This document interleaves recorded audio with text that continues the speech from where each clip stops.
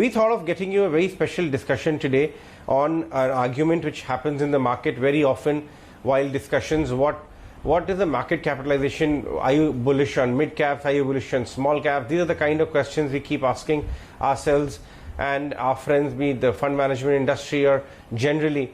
So we thought of talking about are we paying too much attention on the market cap of the company while discussing what the future holds for the company or the stock, and perhaps we do not give much attention to the most important essential aspect of stock performance, and that is earnings, the profit pool, the growth which lies ahead. That's the topic of discussion we have planned with Rajesh Kothari of Alpha Accurate Advisors. It's one of the best performing PMSs right now. Rajesh, thank you so much for joining us. What are your thoughts as you were discussing offline as well? Do you think market often pays less attention to profit pools and outlook on growth of those profit pools compared to what the size of the company is? What is your understanding of that matter? Well, you are absolutely right. So from the investors' perspective, they always, at times they believe that just because a company is large cap, company will do reasonably well. I will lose less money. So it basically provides a very safety net. And even if I make 7, 8, 9% returns, even if I can outperform benchmark by 2, 3%, I'm fine with it. But reality is actually completely different. An investment approach based on just market cap, I think it's going to be a suicidal kind of an approach, because in reality, there are a number of companies. In fact, if you do 10-year study, almost 40 to 45% of BSE 100 companies have reported negative returns despite investors holding for 10 years. And that's a very big number. I'm talking about roughly 45% of entire BSE 100 universe, which if you bought in 2009 and if you're holding for 10 years, 2020, they are still negative, they are underwater. So investment just based on large cap, market cap, I don't think that's the right rule if you want to create wealth.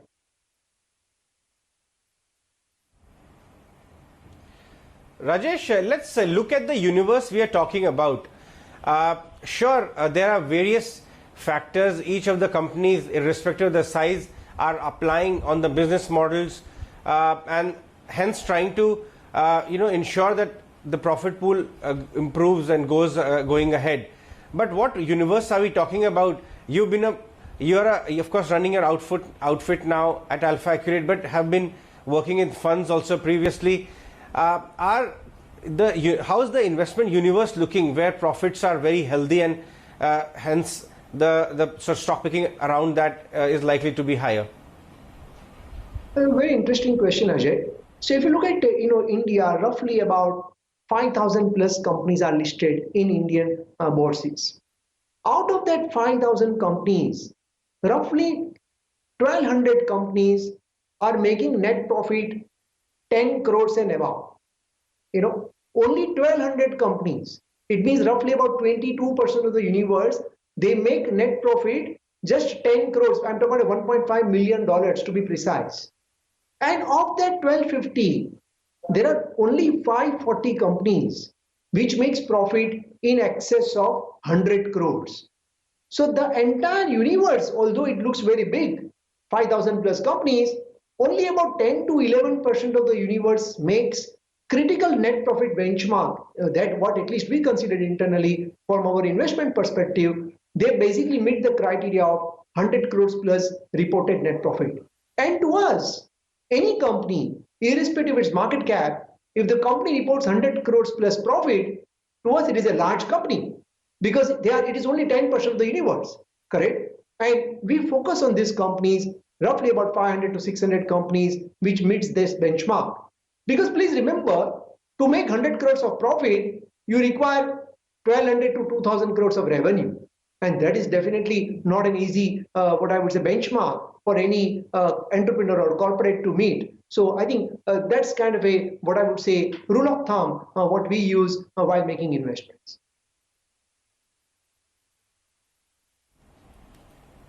Right. Rajesh, how should investors go about, or what kind of methodologies do you deploy to find how companies' profit trajectory is likely to improve? Well, of course, it depends on various factors, but some of the factors are most essential ones which you deploy to find, and why it is important once the company crosses the 100 crore threshold or level for profitability.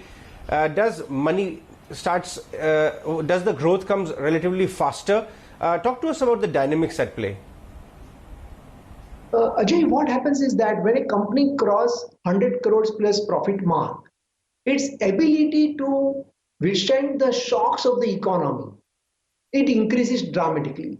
The resilience of the business model to face any economic slowdown, pandemic slowdown, money market crisis slowdown, NBFC crisis slowdown, general sectoral downtrend, change in regulations, change in currency, change in US market outlook in terms of the economy demand I'm talking about, the resilience of the business model increases significantly. And that is something very, very important for wealth creation in the long term. Because during the journey of wealth creation, definitely every day is not going to be a good day from the company perspective. There are going to be bad days for the economy and bad days for the sector. If the profit of the company is very small, then the impact on that particular corporate, it will be huge. And many companies probably will not be able to survive those challenges. So of course, there are a number of parameters, right business, right management, right governance, right balance sheet. But since right now, you are talking about a market cap versus net profit, I'm trying to give more insights into that. And surprisingly, if you look at those 500 companies which makes 100 crores plus profit, the large cap proportion of that is only 18%. I'm going by the market cap definition of the regulator. And the balance everything, 25% is mid cap and 58% is small cap. So there are investors, they say that, I don't want to be into X market cap because it is risky, but it has nothing to do with market cap. It has to do with the company. If the company makes profit with a good governance, with good ROE, with good earnings growth, and that is something very critical. Earnings growth is something very, very critical. And we have seen across large cap, mid cap, small cap, if the company compounds the earnings by 10, 15, 20%, then market cap is always mirror of earnings growth in the long term.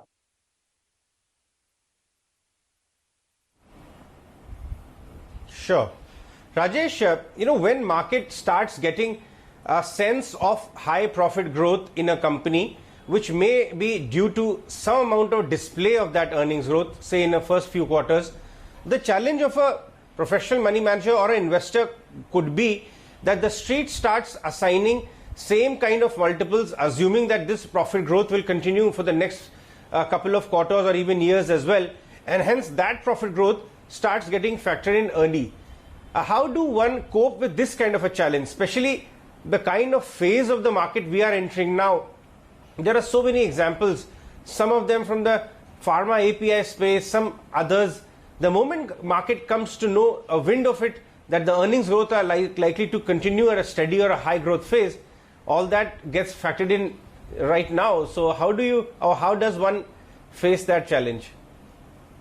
Well, I think, and that's where our business cycle approach comes handy. So you have to always look at that what phase of cycle the sector and that company in that particular sector is right now in.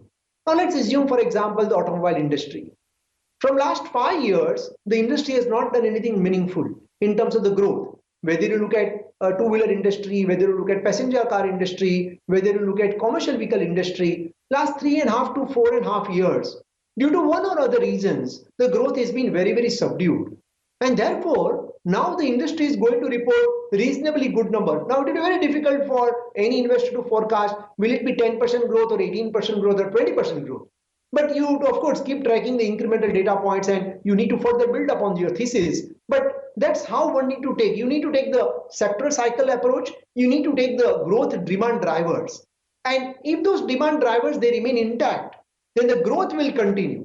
Instead of 35% growth in first half, it may come down to say 18% growth, but still 18% is a very, very strong number. Because mind you, the fixed income market gives you 3.7% risk-free rate of return. So any number in terms of the earnings growth higher than 10, 12% over a period of 3 to 5 years is something is always what one should keep looking at from the stock selection perspective.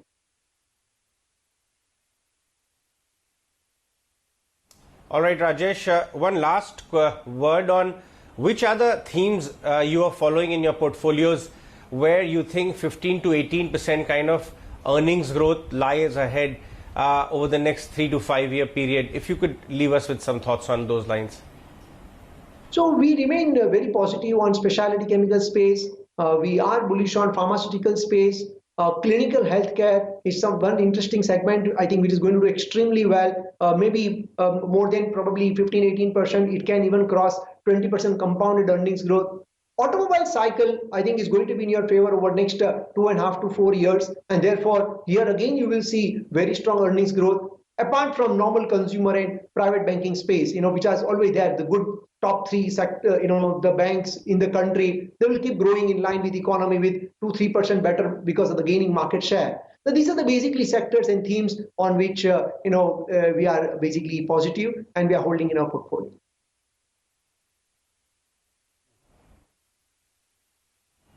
Right. All right, Rajesh, we'll let you go on that one. Thanks so much for joining us. And with your perspective, I'm sure our viewers would have enjoyed this very differentiated chat today.